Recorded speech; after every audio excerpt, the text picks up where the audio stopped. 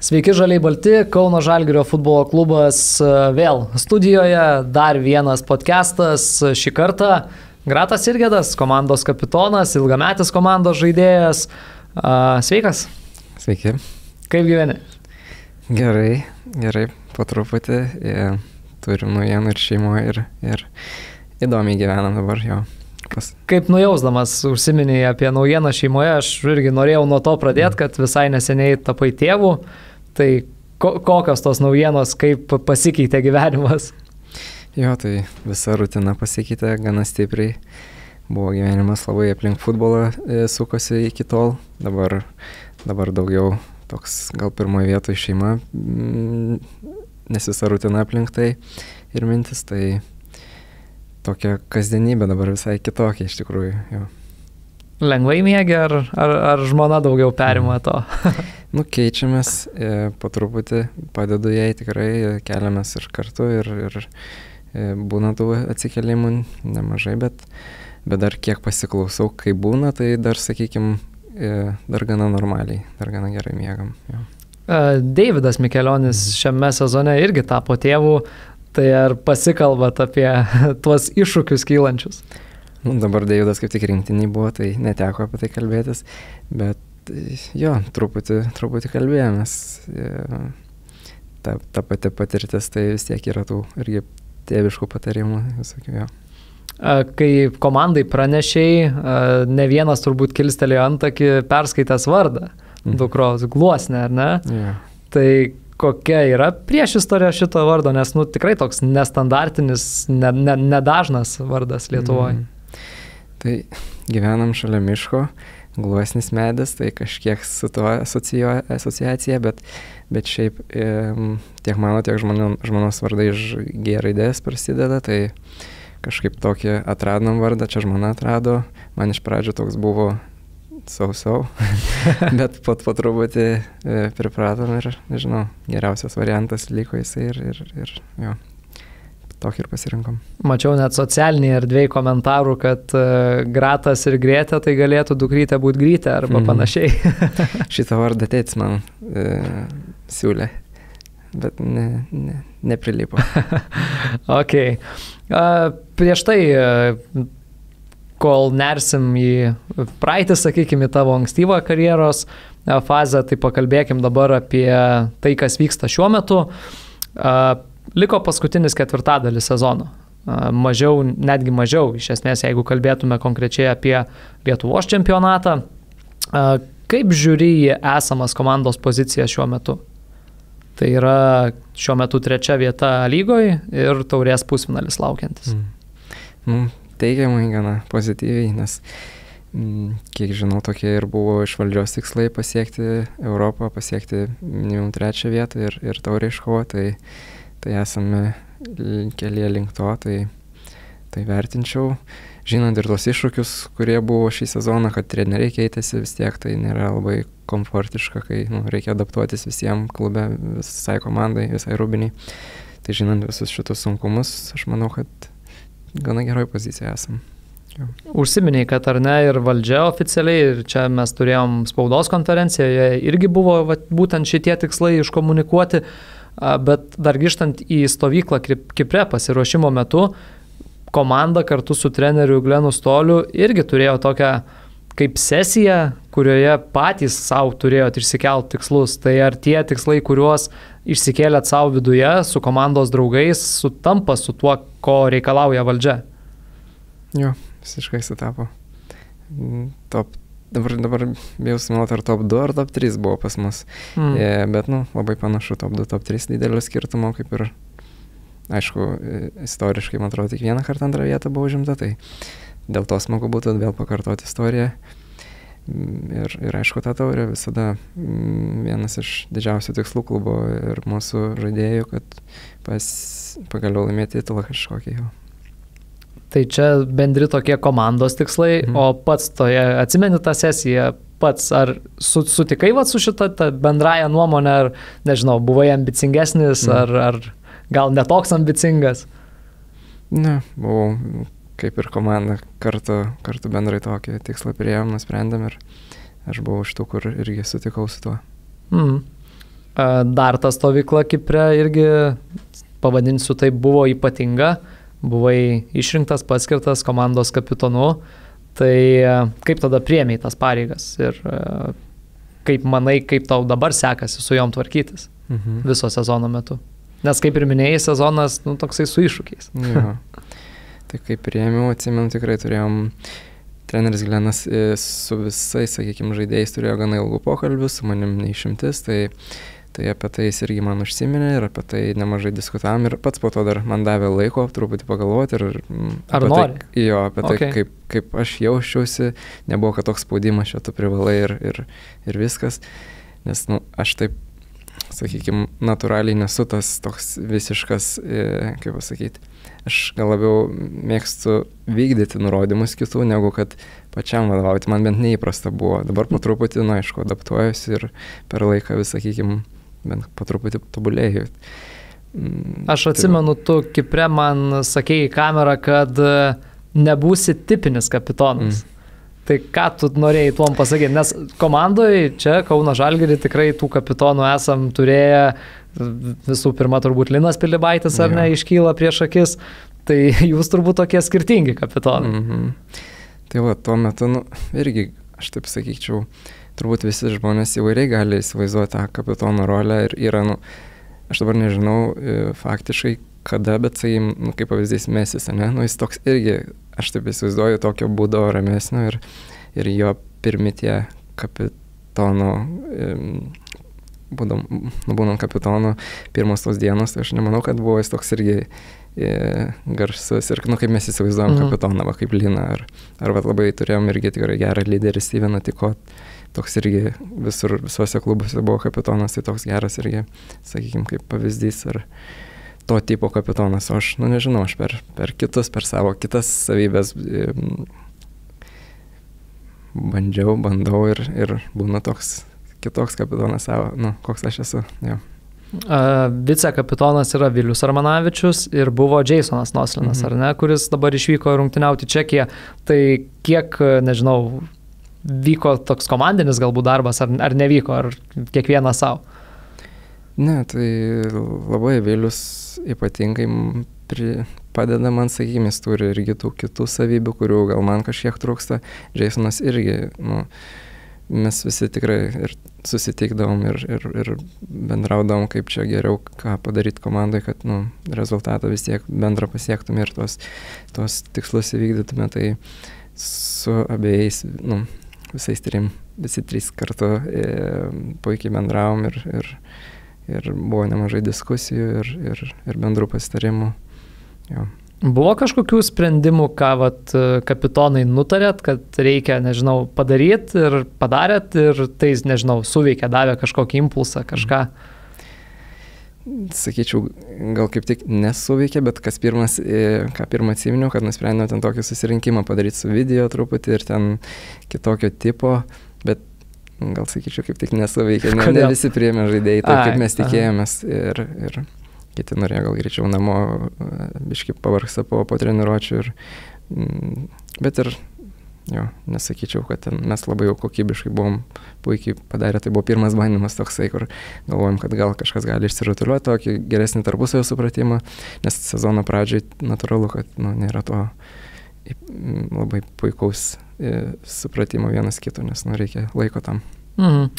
Kad ir kaip pasibaigtų šitas sezonas, ar ne, jau dabar galima turbūt rasti kažkokių paralelių su ankstesniais sezonais. Prastas startas, vėliau pokyčiai, tada antroji sezono daly kažkokia gera banga ir vienais metais buvo, kad ir paskutiniam ture į antrą vietą iššokom, pernai irgi buvom per plauką nuo Europos ir nuo iššokimo į tą trejetą. Tai ar turit, nežinau, komandos senbuviai, nekalbu apie naujokus, nes jiems tai, žinai, nauja patirtis, bet ar turit kažkokį atsakymą, kodėl taip vyksta, kodėl tos sezono pradžios pas mus nesusiklosto, kodėl yra tas toks bangavimas ir nėra to stabilumo?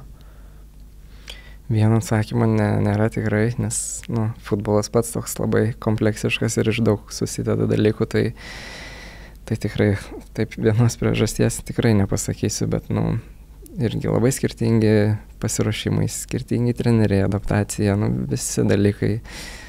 Net nežinau, net nenoriu išskirti kažkokio vieno reikšmingesnio, net ir negalėčiau išskirti, nes, tiek daug detalių tą suėjo, kad šis sezonas, irgi buvo, kad vėl naujas treneris, nauji žaidėjai, tikrai daug žaidėjų ir pasikeičia, sakykime, atakuojantį grandis, beveik visa pasikeičia, ten, sakykime, 5 žaidėjai pasikeičia, tu jau visą tarpusavio supratimą turi laiko, reikia laiko tam gerinti ir kažkokios sėkmės pritrūksta užbaigime ir tada, ir tas, sakykime, gali ir pasitikėjimą biškį kirsti žaidėjom ir ta pradžia tokia, tiesiog reikia įsivažiuoti, kas dabar atrodo kaip ir pavyko, vidurį sezoną įsivažiavom neblogai. Užsiminė apie tą užbaigimą, ar ne, kad nebuvo sezono pradžioje, bet tos tokia, kaip sakyt, bėda jau net ir pasiruošimo metu buvo, kad negalim įmušti įvarčių. Tada Nerijus Valskis baigė karjerą, kas irgi turbūt, ar ne, buvo šiokia tokia naujiena neplanuota.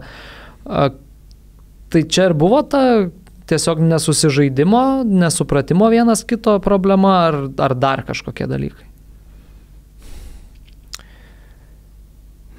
Filipas irgi atvyko, sakykime, tik taip po pasiruošimo. Per pasiruošimą aš, kiek atsimenu, irgi ten ieškojom tų puolėjų, Meris buvo kaip ir toks, kur kažkas gal buvo Hovenas puolėjai, tikrai buvo, kad kaip ir dabar nesimenu, kas pagrindinė, Armandas buvo, tai Armandas jo visada buvo, bet negali ant vieno žaidėjo visko pastatyti ir kaip sakau, tiesiog reikėjo adaptuotis visiems bendrai ir tą sezoną eigoje mes padarėm. Patį tave treneriai irgi vis skirtingose vietose aikštėje stato, tai krašte atsiduri, tai labiau to 10 numerių, tai vos net raminio saugo vietoj. Kiek irgi tie ieškojimai išmuša žaidėjus iš Vėžių? Kur buvo ir daugiau tų žaidėjų, kurie toli gražu ne savo pozicijose, kurios jiem yra įprastos ar ne žaidžia. Aš taip tikrai neturiu nieko prieš pažaisti keletą rungtynių kitoj pozicijoje dėl komandos. Tame tikrai nematau jokios problemos, bet natūralu, jeigu ilgą laiką žaidi ne savo poziciją, tai negali išnaudoti savo pačių geriausių savybių ir tas tada ne 100% žaidi, bet 80 gal savo galimybę tas irgi, bet, aišku, visų gal nesustatysi ypač tas pačias geriausias jų pozicijas, nes, irgi labai įvairių tipų žaidėjų turim, įvairios jų stipriosios pusės ir tiesiog man tai, sakau, keletą varžybų tikrai nėra problema, bet jeigu ilgesnį laiką reikia žaisti vis skirtingoje, tai truputį gali išmušti. Pokalbio pradžioje irgi užsiminiai, kad sezono metu išmuša iš Vėžių šiek tiek tie trenerių pokyčiai, ar ne? Tai kai sezono pradžia nesusiklostė, turėjom vieną pokytį, vėliau keitėsi ir dar vienas treneris. Tai aš nekalbėsiu apie tai, ką jūs mano dėl tų trenerių keitimų ir panašiai, bet ar tokiais momentais, kai yra keičiami treneriai, yra įprasta, ar ne, ir viešoje erdvėje, ir visur yra įprastas tas, čia apskritai visam sporte, kad dėl pralaimėjimų kaltas treneris ir reikia keisti trenerį. Bet tokiais momentais, nes, pripažinkim, pastaraisiais metais Kauno Žalgiryje pakeitėm ne vieną trenerį, ar tokiais momentais žaidėjai viduje kažkiek prisima irgi kaltės, ar pasikalbat, kad žiūrėkit, čia ne vien treneris, bet ir mes patys esam dėl tų rezultatų kažkiek kalti? Ar trenerį atleido, ateina naujas ir pagaliau, dabar jau pradėsim žaisti? Ne, atsimenu, Viliaus buvo pirmi žodžiai irgi Rūbiniai, kad po vieno iš trenerių atleidimo, kad žiūrėkit, ką mes padarėm, nes mesgi žaidžiam, mes aikštėje atliekam darbą, mes neįmušam, kažko nepadarom, nes, sakykim, irgi žaidimas, kad ir buvo geras, bet mes galiausiai kažko nedadarėm ar nesusiklausė taip, kaip mes turėjom padaryti. Tai jo, prisimam tikrai kaltę ir nežinau, visi skirtingai priemonė įlys ir kiekvienam į galvą, bet aš asmeniškai irgi man kiekvienas treneris, su kiekvienu atrandi kažkokį tai savitą ryšį ir tiesiog gaila būna toks kaip ir išsiskirimas, netektis būna vis tiek toks jau pripranti prie to, pripranti prie tų taktikų, prie šiaip kasdienės treniruočių ir vat vėl naujas, tada tikrai tas laikas, vėlgi reikia adaptacijos ir truputį laiko. Su kuriuo iš trenerių čia pastaraisiais metais galbūt turėjai geriausią ryšį, prie kurio žaidimo schemų, taktikų jautėsi geriausiai? Tai, turiu Gleną paminėti, vien dėl to, kad kapitoną padarė, tai pasitikėjo, čia viena iš priežasčių. Nežinau, su visais, aišku, Rokas irgi nepaslaptis, kad tikrai, turim gerą tą ryšį ir suprantam vienas kitą ir tikrai daug išmokė, sakykime, futbole, kiek žaidžiu, tai vienas tų pirmųjų trenerių, kur labai daug davė pamokų ir užaugino kaip žaidėją. Dabar prie komandos vairo stovi Saulius Širmelis, sakykime, kiek vyresnis treneris ar ne, anksčiau turėjęs labai gerų pasiekimų, dabar kurį laiką nedirbęs treneriu. Su juo esat pralaimėję vos kartą nuo to laiko, kai jis perėmė komandos vairą. Ką įnešė šis treneris? Nes taip esant komandos viduje, tų pokyčių tikrai yra. Tai vat, kaip jūs iš žaidėjų pusės, kokius tuos pagrindinius pokyčius įžvelgiat? Tai pirmiausiai gal tokios irgi tvarkos, gal sakykim, gana nebuvo gal, sakykim, daug pokyčių, kurių iš mūsų reikalavo, bet buvo tokie gal keli aiškus, ką matė iš šono treneris Saulius ir bandė tą įnešti mums ir tiesiog kažkaip nuo tokių mažų dalykų, vėl pradžia nebuvo ten gal labai gera, kaip sakau, irgi tos adaptacijos reikėjo, bet po truputį priėmėm trenerį kaip komandą ir dėl to ir, manau, dabar turim tą rezultatą. Aš nežinau, kada lyga paskelbs šitą dalyką, bet aš užbėgsiu įvykiams už akių. Saulius tapo geriausiu rugpjūčio mėnesio A lygos treneriu ir kaip tik ėmiau iš jo komentarą apie tai, ką treneris rado perėmęs komandą ar ne ir koks yra tas pagrindinis pokytis. Tai vienas iš dalykų, ką Saulius paminėjo, kad atmosfera komandoje. Sako, dabar jo akimis ji yra ženkliai geresnė nei tada, kai tas pokytis įvyko. Ar galėtum su tuo sutikti ar paneigti, nežinau?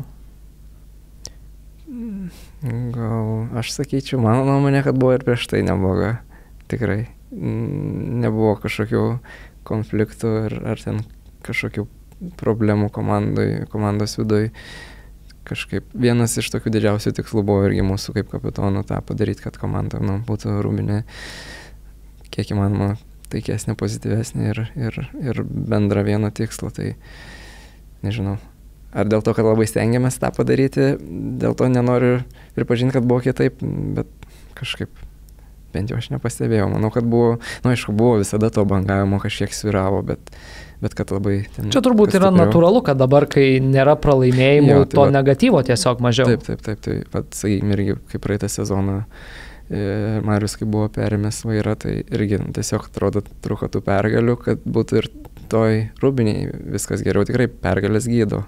Tai jo, dabar kadangi yra pergalių, tikrai vien dėl to yra nemažai pozityvo, bet prieš tai kažkaip manau, kad buvom visai vieningi ir prieš tai. Dabar vasaros metu irgi prisijungė prie komandos Lietuvos rinktinės kapitonas Fiodoras Černychas. Apie tai buvo viešai ir Mantas Kalnietis, klubo prezidentas, kalbėjęs, kad Fiodoro prisijungimas visų pirma gali padėti ir pačiai organizacijai kažkiek augti ir tas žodis rūbiniai, tai ar pajautėt kažkokį, kad kažką įnešė Černychas irgi rūbiniai prisijungęs? Kaip ir per podcastus matėt, tai labai daug tokio irgi pozityvo ir bajerių ir tiesiog savo, jis iš savęs toksai labai, nežinau, komandiškas, draugiškas ir šiltas, nežinau, žmogus ir tas tiesiog irgi padeda komandai visada kartu ir bendrai būti ir jo, kaip vienas kamštis tiesiog. Tai. O kaip su legionierių prisijungimu, nes vasarą irgi turėjom grįžtantį Antoną Fase, prisijungė Numanas Kurdičius, Kvantinas Bena, Jonathanas Tamimi. Kaip, aš įsivaizduoju, čia irgi yra kažkiek kapitonų darbas įtraukti tuos naujus žaidėjus ar ne, tai kaip tu matai tą procesą, integraciją jų į komandą?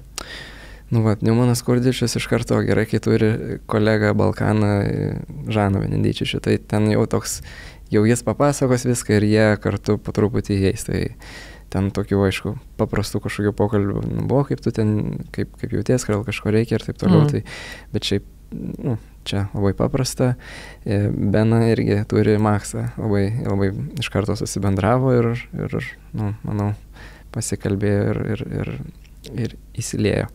Tada Tamimis, jis skandinavas, aš nežinau, gal su juo man teko taip labiausiai ir artimiausiai bendrauti ir taip noras buvo jam padėti ir su juo gal daugiau bendravau, bet jis dabar irgi komandos vienas iš sielų, kaip galėčiau pasakyti, nes jo, toks labai iš savęs linksmas ir fainas žmogus. Dabar ko dar nepaminėjau? Antonas jau buvo prieš tai, tai viskas žinoma, tai nebuvo problema. Tai visi tokie papildymai, kurie nereikalauja labai daug adaptacijos.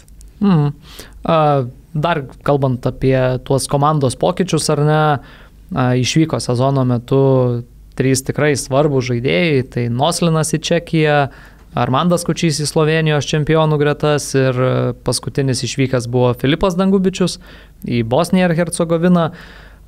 Kiek smagu už komandos draugus, kad jie gauna tą šansą ir keliauja į aukštesnį lygį ir kiek skaudu dėl, ta prasme, komandinių tų rezultatų, ar ne, nes vis tiek netenki lyderių, Kučys ir Dangubičius, kiek bendrai turbūt pusę komandos įvarčių šitam sezone buvo įmušę. Tai. 20.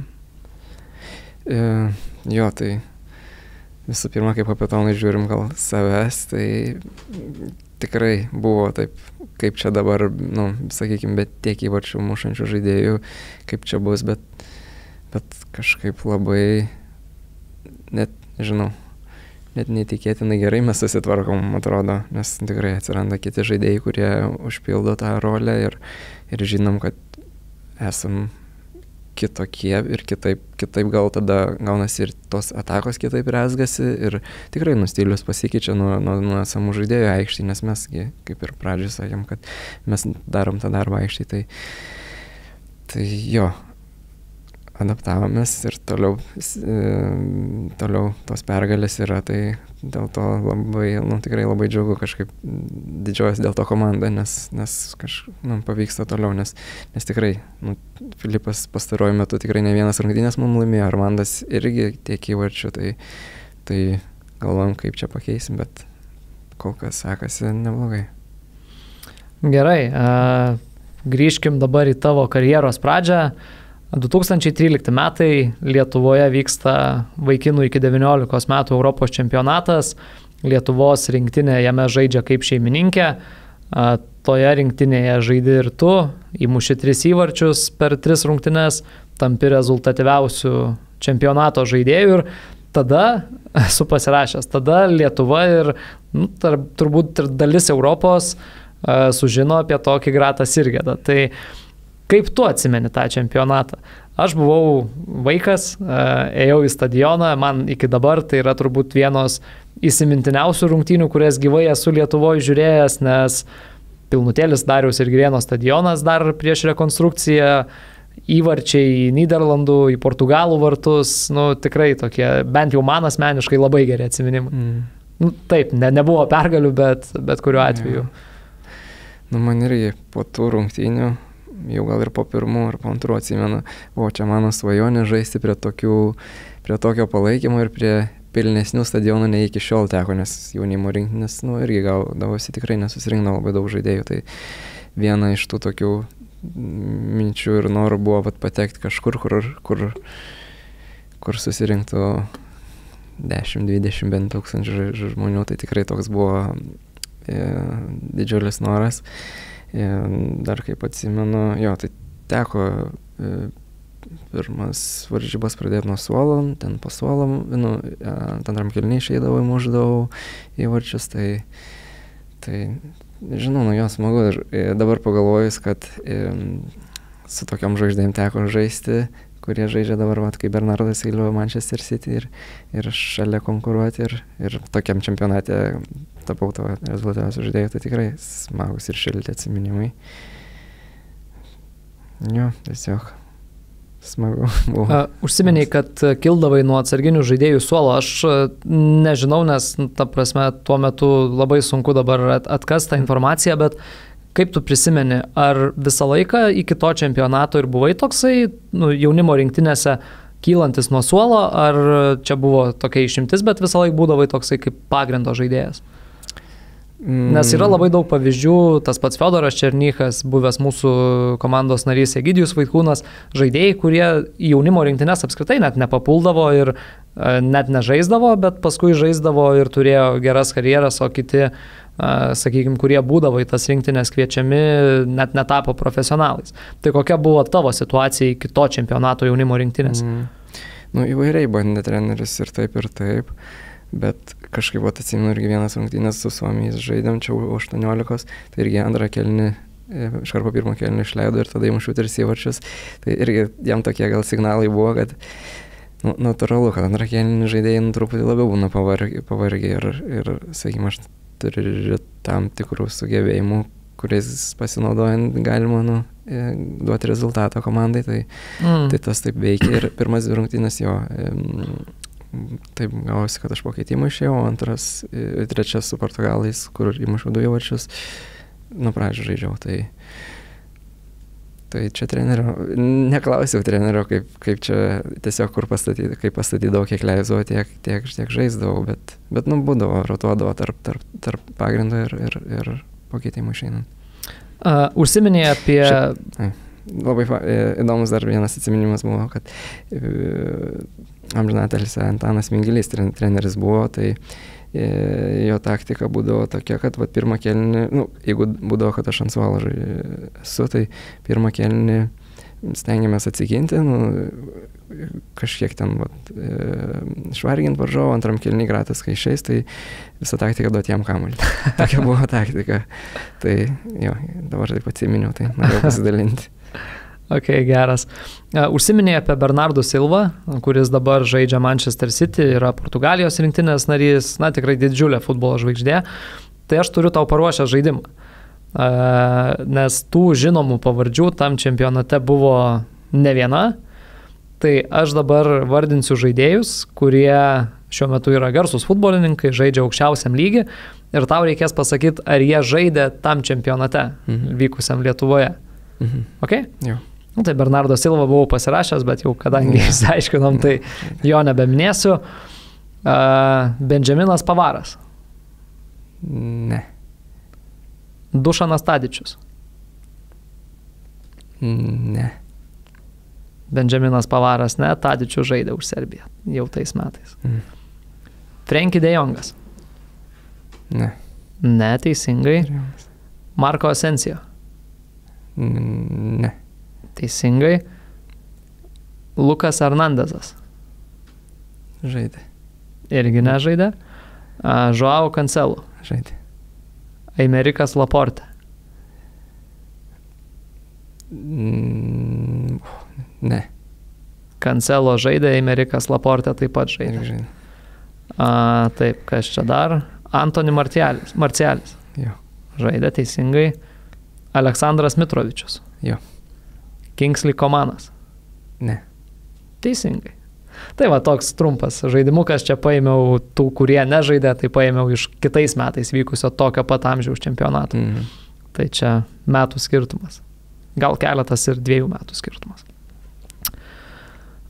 Kurie iš tų žaidėjų, prieš kuriuos, aišku, ne prieš visus iš tų išvardintų teko žaisti, nes grupio etape buvo Portugalija, Ispanija ir Nyderlandai, bet kurie iš tų žaidėjų, galbūt su kuriais teko susitikti aikštėje, labiausiai įsiminė. Nes aš dar šiandien prieš ruošdamasis šitam pokalbiui perėjau per sudėtis komandų ir žiūrėjau žaidėjus, kur jie yra žaidę, tai šiaip iš tikrųjų radau tokių dalykų, kurie mane nustebino, kad pavyzdžiui už Portugaliją žaidė mūsų buvęs žaidėjas Rudi Nilsonas, nors vėliau jau savo karjeros metu, kai žaidė Kauno Žalgirį, jis atstovavo Bisau Gvinėjai.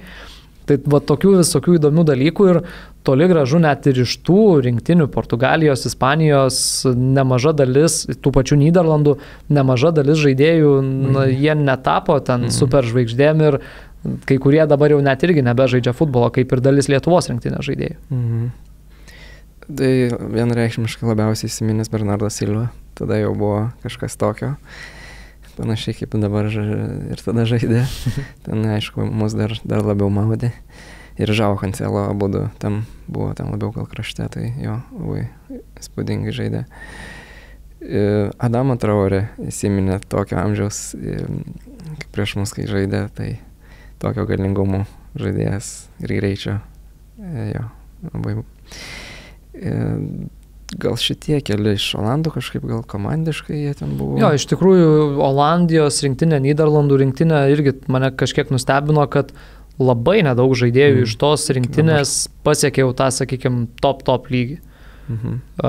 Tete, krašto gynėjas dabar Anglijos Premier lygoje žaidžia, Kongolo gynėjas irgi, kur irgi buvo Premier lygoje, bet daugiau visi arba kažkur žemesnėse lygose, arba liko Nyderlandų čempionate, kas aišku irgi nėra blogas lygis, bet tikrai nebuvo, vat, kaip palyginus ar ne iš Portugalijos ir Ispanijos rinktinės, tai tikrai nebuvo tiek daug tų vardų.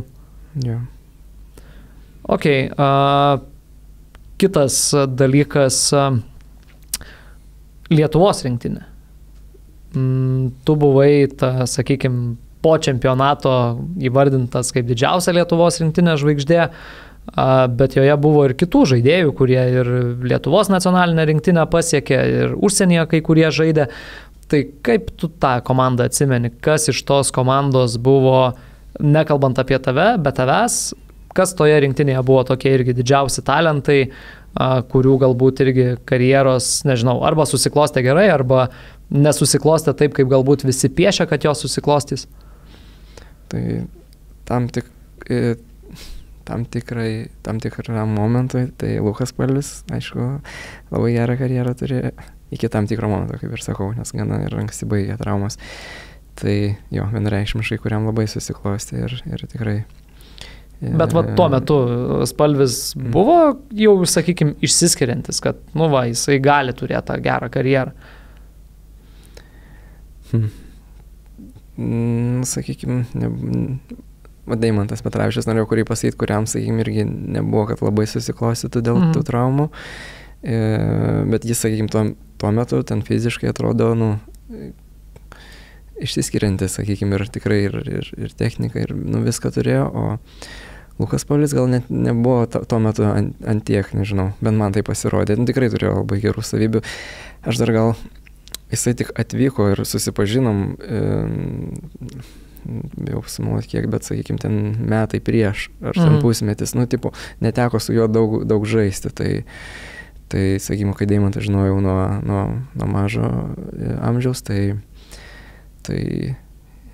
jis žinau, koks jisai ir jo, sakykime, tuo metu man Deimantas rodė kaip ir su didesniu potencialu, bet va gavosi, sakykime, truputį atvirkščiai. Bet abiems, sakykime, irgi tos traumos sutrukdė. Tai va, šitos du žaidėjus išskirčiau. Bent treneris ten ar valdžia buvo, kad Julių Aleksandravičių labai irgi ir tikrai turėjo labai gerus duomenis tapti gerų žaidėjų, bet, sakykime, irgi nesusiklostė tą karjerą. Jo, tokie gal keli žaidėjai, kuriuos išskirčiau. Tai va čia irgi yra tokia gan įdomi tema, kad iš jaunimo futbolo yra gan sudėtinga pereiti tą vyrų futbolą ir tos pačios traumos ar ne, nemažai daliai, sakykime, sustabdė tas karjeras ir panašiai. Kaip atsimeni savo perėjimą į vyrų futbolą? Tai Vokietija perėjau. Jo, nelengvas metas irgi labai daug pamokantis turbūt. Gal, sakykime, noriu tikėti, kad dėl to dabar man sekasi neblogai, būtent atstovaujant Kauno Žalgirį. Tai jo, sunku buvo, ypač užsienį, sunku, nes Vokietijai vokiečius labiau vis tiek pripažįsta ir mėgsta. būdavo tokių momentų, atrodo, kai lyg ir tikrai gerai ir treniruotės, ir jauties gerai, ir vis tiek kaip neleidžia, toks, tada sunku buvo ir psichologiškai, ir ten vienas nuvykau be didelio kažkokio palaikymo, taip jo, toks visas mišinys susidėjo visokių iššūkių, dėl ko teko grįžti. Jo, tai galim ir pakalbėti apie tą persikėlimą į Vokietiją, į Štutgarto organizaciją, kuri tikrai Europoje gerai žinoma. Tai iškart po to Europos čempionato tikrai atkreipė į save dėmesį, kaip jau ir minėjau, visoje Europoje. Štutgartu, bet įsivaizduoju, tų pasiūlymų turėjo būti ne vienas. Vis tiek rezultatyviausias Europos jaunimo čempionato žaidėjas. Tai gal gali atskleisti, gal atsimeni, kokių dar klubų susidomėjimo buvo, kokie vardai irgi norėjo tave turėti savo komandai? Šiaip nemaža dalis norėjo, kad atvažiuočiau dar pasitreniruoti, irgi nežinau, kiek ten, sakykim, iš sutarčių, kad būtų atsiuntę, tai patys pirmi buvo Sabadelis, jie žaidė antrojo Ispanijos lygoje, tai ten tikrai buvo variantas. Kiti daugiau mažiau būdavo, kad reikia pasitreniruoti, nuvažiuoti, kaip ir į tą patį Štutgartą, ten kelias treniruotės padariau ir tada pasirašiau aš ten sutartį. Bet labiausiai kas domino tai Ispanija ir buvo tikrai iš Premier lygos, ten nemažai komandų buvo, Espaniolas, Barcelonas buvo, Villarrealis buvo, nes bendravau su Juano Matos tėčiu, jisai agentas, tai mano agentūra bendravo su tuo Juano Matos tėčiu, tai ten buvo toks kontaktas ir tikrai, čia dabar tik kelias pasakiau, bet buvo tokios vidutiniokės Ispanijos labai, labai nemažai variantų, tai kažkaip norėčiau tikėti, kad ir ten būtų pavykę pasirašyti ir įdomu, koks tas kelias būtų buvęs. Buvo Olandijoje Twente, Anglijoje buvo Birmingham City, čia mes Akademijoje Kauno bendravo su Sunderlandu, tai irgi buvo toks variantas, tokių visokių nemažai buvo, bet sakykime, iš tų, kad popierių gauti ir sutartį pasirašyti, tai buvo realiai iki pasirašymo su Štutgartu, tai tik Sabadelis, sakyčiau. Kiti nesiuntė internetu, nes, nežinau, norėjo dar pamatyti gyvai gal kelias treniruotės. Ką radai nuvykęs į Štutgartą? Įsivaizduoju, atvykus iš Nacionalinės futbolo akademijos, ar ne, ten jaunam žaidėjui turėjo kažkiek patirti smegenėlės viską pamačius. Jo, aš kažkada skaičiavau, tenai užkilusi Porsche muziejų, galima suskaičiuoti, kiek treniruočių aikščių, man atrodo, ten apie 22 gal. Ir tas stadionas Mercedes-Benz Arena. Jo, sąlygos labai geros, puikios. Atsimenu vieną momentą, kaip prieš važiuojant gal iš oro uosto, atsimenu, kad su tėčiu kalbėjau ir sakau, įdomu, čia dabar kur aš čia važiuoju, ar čia į pirmą komandą, ar čia mane čia jaunimą, ar kaip ten, taip pats dar nesuvokiau, kur aš čia važiuoju, iš tikrųjų toks buvo momentas. Tai gavosi pradžiai, kad kažkaip nesitreniravo pirmą ir B komandos, tai iš viso jaunimo truputį vieną ar dvi treniruotės teko ir tada perkelė į B, nes B jau pradėjo treniruotės, tai ten irgi gal dvi treniruotės padariau ir pamatė, viskas patiko ir pasirašiau. Tai o kaip įsivaizdavau už pirmą, tai ne su pirmą pasirašinėjau, pasirodė. Bet buvo treniruočių ir su pagrindinė. Jo, buvo treniruočių ir su pagrindinė, bet vis tiek pagrindė buvo B komandai. Buvo B komandos žaidėjas. Apskritai ta visa Vokietijos futbolo aplinka, stadionai, minėjai treniruočių aikštės, sąlygos, sirgaliai galų gale. Turbūt aš įsivaizduoju kiekvieno futbolininko svajonę, tokioje aplinkoje būtų. Jo, jau ten futbolo kultūra tikrai yra, sakykime, į pagrindinės komandos, tai ten nėra kalbų, eina, kiek tenai rinkdavosi, 40-50 tūkstančių žiūrovų. Jo, tikrai fantastika. Gaila, bet ten tave pristabdė trauma. Jeigu gali primink, kas per traumą, nes ten tikrai gana ilgą laiką buvo iškritęs, vėliau keitė ir klubus. Jo, tai trauma pasikartojanti tokia, tiesiog gal įdomu, kad tenai nepavyko pilnai išsigydyti jos, o išsigydžiau atvykęs į Kauną. Tai, čia prisitvirtinimo kirkšnis, kur tvirtinasi ir tiesiog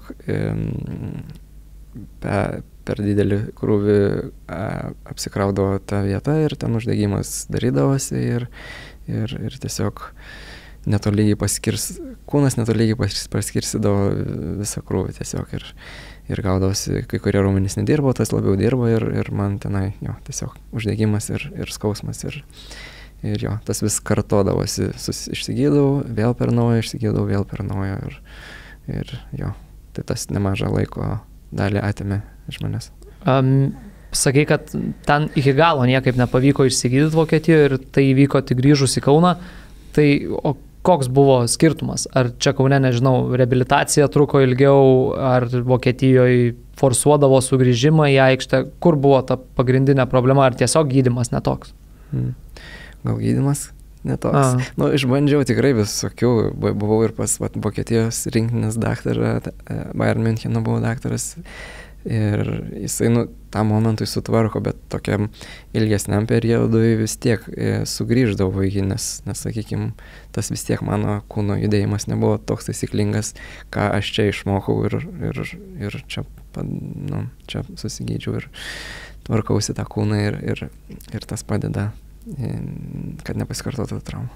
Tuoj pereisim prie to sugrįžimo į Lietuvą, bet dar liekant prie Štutgarto ir kitų Vokietijoje komandų, kuriuose žaidėjai, tai buvo ir Štutgarto Kickers, ar ne, ir Amberg, jo. Tai kas iš tų komandų žaidėjų, tavo komandos draugų galbūt pasiekė dabar irgi aukštesnį lygį žaidėjai, kurie su tavim, tarkim, buvo Štutgarto jaunime, galbūt jie žaidžia dabar už Štutgarto pagrindinę komandą, galbūt žaidžia kažkur kitur Vokietijoje, užsienio klubuose. Ar atsimeni kažkokių, seki gal jų karjeras, bendraujat galų gale gal? Ne, nebendraujam, bet vieną kitą pasižiūriu, kaip kam sekasi. Tai Filipas Mvenė, Austrijos rinktinį žaidė, dabar neatsimenu, kur žaidžia, bet žaidė PSV Eindhovene, gal ir dabar žaidžia ten, nes tikras. Tai Tim Leibold visai neblogai karjera buvo, į Hamburgą perėjo, jau tada aš jau kai žaidžiau, aš kai dar buvau Štutgartą, perėjo į Hamburgą ir tenai antrojo lygoje tada žaidė ir aukščiausiai, man atrodo, teko žaisti ir į MLS perėjo. Įdomiai karjerą susiklostė Miloš Degenek, jisai Australijos rinktiniai, man atrodo, vienas iš kapitonų tapo ir žaidė pasaulio čempionate, tai prieš Mesį teko žaisti, taip įdomu buvo stebėti su manimi, jisai irgi nežaisdavo antroji komandai, mes būdavo labiau ant suolo ar ten kažkur, o po to jisai karjerą tikrai gerą ir Cervena Zvezda ir įdomiausia komandose žaidė. Tai atėjo tie 2017 metai, nusprendė grįžti į Lietuvą, prisijungė prie Kauno Žalgirio, tai Vokietijoje bendrai 4 metai, ar ne? Gal arčiau 3,5. 3,5. Tarp 3-4. Tai galiu dar papasakoti tame tarpsnėje tarp Vokietijos nes gana įdomus nutikimas irgi buvo. Tarp Vokietijos ir Lietuvos dar buvau Švedijoje. Aš ten pasirašiau 3 metų sutartį. Praleidai kažkur, neradai Wikipediją. Šito ne. Jo, tai pasirašiau 3 metų sutartį, bet čia buvo man pamoka tokia, kad aukščiausios lygos klubas buvo, aš ten irgi kaip ir peržiūrai tokia buvau, pasirašėm 3 metų sutartį, bet parašai tik mano buvo, ant popieriaus iš kitos klubo pusės nebuvo, aš tuo metu, kiek man ten buvo, 20 keli metai, 23, dar nebuvau labai patyręs, kad čia reikia sužiūrėti viską ir kad būtų ir pasiimti savo kopiją. Tai pasirašiau ir tada, kaip ir viskas sutarta, detalės viskas. Bet galiausiai treniruojas ir galiausiai irgi ten ta pati trauma realiai pradėjo kartotis, lysti po biškį ir sako, viso gero. Parašų iš klubo nėra? Jo, aš kopijos neturiu. Toks kaip ir esu, bet kaip ir nėra manęs ten.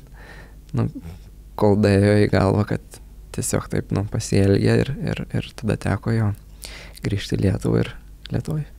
Jo. Ok, tai čia šiek tiek keičiasi mano klausimas, nes klausimas turėjo skambėti, kiek ilgai brendo tas sprendimas sugrįžti į Lietuvą ir ar buvo sunku apsispręsti. Tai čia dabar jau įsivaizduoju, po tokio nutikimo, kur ar ne, toks kaip nei pakabintas, nei toks niekur, ne, esi, tai turbūt kažkiek palengvino tą grįžimą į Lietuvą. Jo, visiškai. Buvo dar kiti klubai Lietuvos, kurie kalbino, bet kažkaip tuo metu jo, teko pasirašiau su Kauno Žalgiriu. Kokį Kauno Žalgirį tada radai, nes 2017 metais ir, tarkim, dabar 2024-aisiais tai yra skirtingi klubai, sakykim taip. Ja. Tai man atrodo, treneris tada buvo McKinstris, airis. Tai, stadionas atsirado. Čia jau labai didžiulis, milžiniškas dalykas, kuris mums kaip žaidėjom tikrai labai padidina malonumą žaisti futbolą. Šiaip jau tada, nežinau, turėjo Kauno Žalgirio akademija, Neries krantiniai, visas tas sąlygas panašias kaip ir dabar. Tai jau tada buvo neblogos ir tos treniruočio aikštės ir visos tos sąlygos nebuvo blogos. Tai nežinau. Tai rezultatai nebuvo tokie. Jo, dar rezultatai žaidėjai, sakykime, buvo, truputį kito pajėgumo. Bet po truputį viskas gerėja ir auga pati organizacija. Ir, jo. Po pusantro sezono Kauno Žalgiryje persikėlė į čempionišką Marijampolės Sūduvą, bet ten per sezoną vos 5 rungtynės, vėl ar ne problemos su sveikata. Kas ten buvo?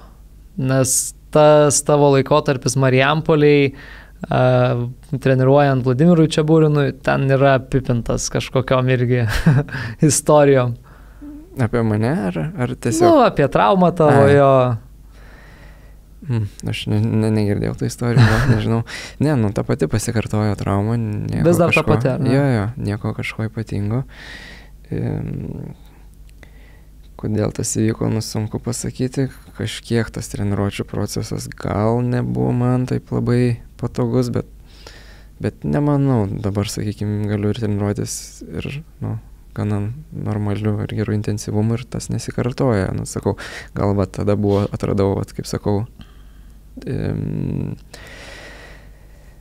tą reabilitacijos ar tą asmeninių treniruočių tą pusę, kuri man padeda dabar, sakykime. O tada, tiesiog pasikartojo tą traumą, aš bandžiau irgi ten gydytis su tokiu irgi australu išvis, ten jisai specializavosi su šitą traumą, aš nuotoliniu būdu bandžiau treniruotis, tai susimažinau tiesiog atlyginimą, nebevažiavau aš į Marijampolę ir bandžiau susigydyti savo tą traumą ir kažko, aišku gaila, kad prarastas laikas, tiesiog to labiausiai gaila, bet tiesiog tokia istorija. Sūduva tada tapo čempionė Lietuvos. Skaitai save Lietuvos čempionu, ar tas toks, kai neprisidedi prie komandos iš esmės? Ne, nesijaučiu. Tas super turės varžybose žaidžiau pagrindą ir laimėjom, tai čia gal kažkiek, bet ir tai numuša tą visą džiaugsmą. Tas visas sezonas toks nelabai, netrodo, neypatingai prisidėjau, tai ir nesijaučiu to. Tada sugrįžai vėl į Kauno Žalgirį, tai tas pirmas sugrįžimas, tas COVID sezonas, tuomet 2021-aisiais pusę sezono sužaidėjai, bet antra pusė vėl iškritai dėl traumelės, bet po to paskutiniais metais tų traumų pavyksta išvengti ar ne, tokių ilgesnių visko aišku būna. Ir dabar buvai užsiminęs ir vakar man minėjai, kad laukia tavęs asmeninės treniruotės. Ar jeigu gali papasakok šiek tiek plačiau, kaip jos atrodo ir ar čia yra tas dalykas, kuris, kaip sakai, tau padeda, ar ne? Jo, visiškai. Tai bandau vis atrasti tą laiką, kiek įmanoma, labai priklauso nuo kiek rungtynių turim per savaitę, vis tiek per daug irgi nėra gerai, reikia atrasti to poilsio laiko. Tai šiaip visada bandydavau kažkokiais būdais ir kuo daugiau treniruotis ir mažiau treniruotis ir atrasti savo režimą, bet atrodo, kad dabar pavyko su tomis treniruotėmis, jos, kaip sakau, taisyklingai apkraunant visus raumenis ir visą kūno judėjimo biomechanika, kuo taisyklingiau judės, tuo tu efektyviau ir daugiau gali padaryti ir tada neapkraunant tam tikrų vietų, nes nepadarant uždegimų, pavyksta tiesiog žaisti, mėgautis ir išvengti tų traumų. Mhm. Šitas dalykas, ar ne, tos asmeninės treniruotės, kūno priežiūra, labai atsakingai tu žiūri ir į mitybą, rūpinėsi tuo, į atsistatymą taip pat didelį dėmesį esi sutelkęs. Kur ieškai tos informacijos? Aš įsivaizduoju, čia ir pačiam reikia labai domėtis. Kažkiek, aišku, gali ten patart klubo gydytojas ar ne, rinktinės medikai, tarkim, bet aš įsivaizduoju, čia iš paties turi labai eiti, ar ne, tas informacijos rinkimas, atsirinkimas. Kažkaip natūraliai labai gaunasi, kai atrodo ta karjera irgi nėra amžina, yra laikina, tai kažkaip norisi geriausia iš savęs išspausti ir geriausią rezultatą pasiekti, tai taip natūraliai, vat, kaip ir pats minėjai, kad mūsų kinesioterapeutas vis vieną kitą klausimą užduodi ir gauni šiek tiek informacijos, tada šiaip mano žmona irgi tame nemažai informacijos turi, mes pasidalinam vienas kitam, padedam, palaikom, tai vat jinai irgi suteikia ir tiesiog per tuos metus, aš man atrodo gal nuo Vokietijos, aš nežinau kada tas buvo, pokytis. Jo, pokytis, bet gal iš tos vienatvės tenai kažką reikėjo daryti ir stengtis kažkur tą prasmingai laiką išnaudoti, tai gal tada įvyko tas pokytis ir dabar tiesiog natūraliai vis kažkur kažkokį straipsnį pamatai ir jo, kaip sakau, labai natūraliai domiesi tuo ir jo. Dar kažką iš tokių dalykų darai, turim komandoje žaidėjų, kurie jau atvėsus orams rytą pradeda nuo maudynių šaltam lampėdžių karjerę, kiti šiaip mėgsta tas ledo vonės atsistatymų ir panašiai. Ką iš tokių dalykų dar galbūt darai? Į eketę žiemą. Ne. Kažko labiausiai tai nežinau, tos treniruotės jos truputį kitokio pobūdžio negu, sakykime, visi matom treniruojantis, ten truputį jos gali gal keiščiau atrodyti kartais, bet ten tiesiog pratimai, kur dirba visas kūnas ir man tas labiausiai padeda ir kaip sakai, tam atsistatymė labai didelė dalis mitybos ir miegas, tai šitie pagrindiniai. Tuos įvykdžius, man atrodo, pagrindą turi ir tada ten labai smulkienos, kurios kartais dėl įdomumo, kartais, aišku, ir padeda jas irgi pasidaryti. Gerai, šitą dalį baigiam ir pačiai pabaigai jau galim pereiti prie mūsų gerbėjų klausimų. Jie galėjo užduoti tau klausimus mūsų Instagram profilyje. Tai Arnoldas klausia, ir žinau, kad šitas klausimas tau turėtų patikti. Kaip sekasi Anglijos Premier lygos fantasy? Gal kaip tik nepatik, nes nesiseka. Nes nebežaidžiu. Ai, šitaip net. Jo. Reiktų pasižiūrėti, bet aš galvoju, gal žaidžiau kiek dabar 13-14 iš eilės metų. Bet aš todėl ir dabar likau nustebę. Aiškiai, buvo nelengvas sprendimas, bet atima to laiko tikrai ir kažkaip dabar kaip tik dukrytės gimimas, tai kažkaip pagalvojau, kiti prioritetai ir šiais metais pailsėsiu, galbūt kažkada ir sugrįšiu, tai nesiseka, arba tiesiog manęs ten nėra šiais metais. Bet ankstesniais metais rezultatai tavo Lietuvoje buvo turbūt vieni geriausių. Aš dabar galvoju, ar mane atmintis apgauna, ar Lietuvos net esi kažkada ta prasme tapęs geriausiu, ar ne? Aš jo, Lietuvoje taip, bet tą sezoną tai aš buvau pasaulyje trečias,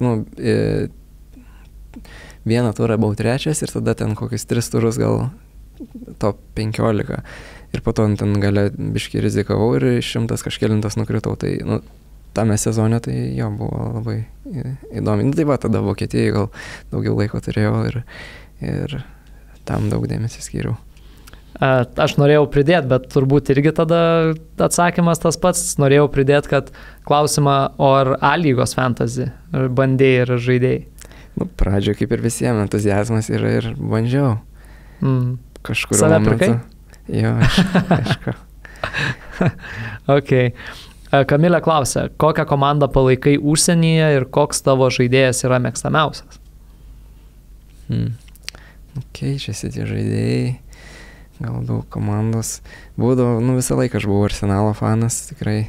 Ir dabar smagu, kaip atsigavo ir atgimsta ir kaip gerai varžosi su Manchester City'u, bet pastaruoju metu nežinau, ta Pep Guardiolos filosofija labai irgi tokia imponuojanti ir va, tas pats Bernardo Silva, kadangi gal teko žaisti taip arti su juo ir jį patinka stebėti, gal tai va tos dvi Premier lygos komandos ir Bernardo Silva, sakykime. Čia irgi toks klausimas šalia, Matas klausia, o kas buvo idealas augant? Irgi labai keitėsi vis, tai vienu metu atsimenu, taip pat Arsenalo laiku, Robinas Van Persis, Jackas Wilsheras, gal kad kairę koją, nežinau, patiko, imponavo. Mesis. Jo. Tautvydas klausia, ar nesigaili taip anksti išvažiavęs į tokią pajėgę komandą kaip Stuttgart? Gal reikėjo pasirinkti dar kažkokią tarpinę stotelę net tokiam aukštam lygiai? Kad gal nelabai tų tarpinių buvo, ar ne, variantų, kaip ir minėjai, kad ant stalo pasiūlymai tik tokie.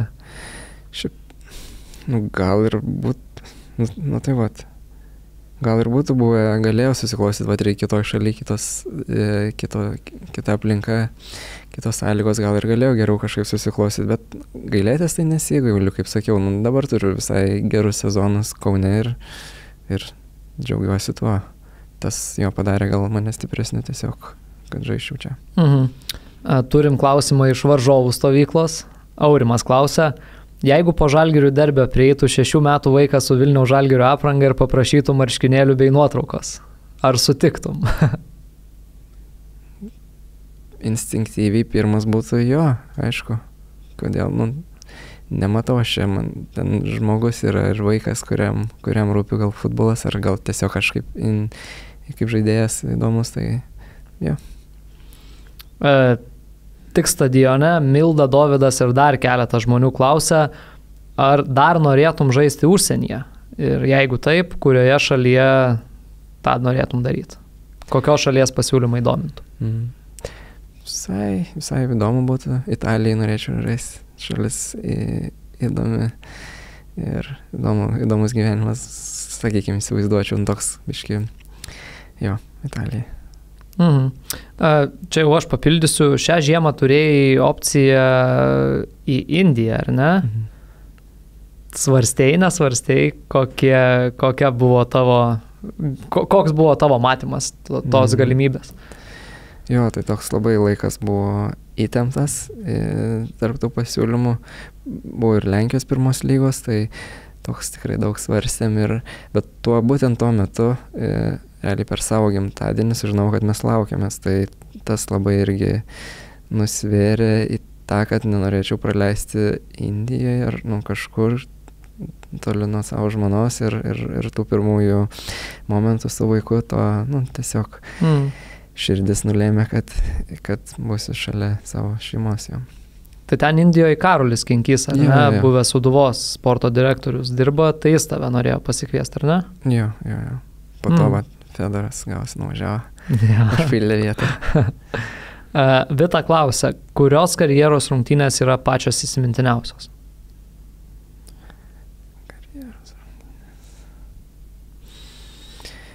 Vienas, ne? Vienas išrinkti. Vienas, dvi gali, jeigu yra.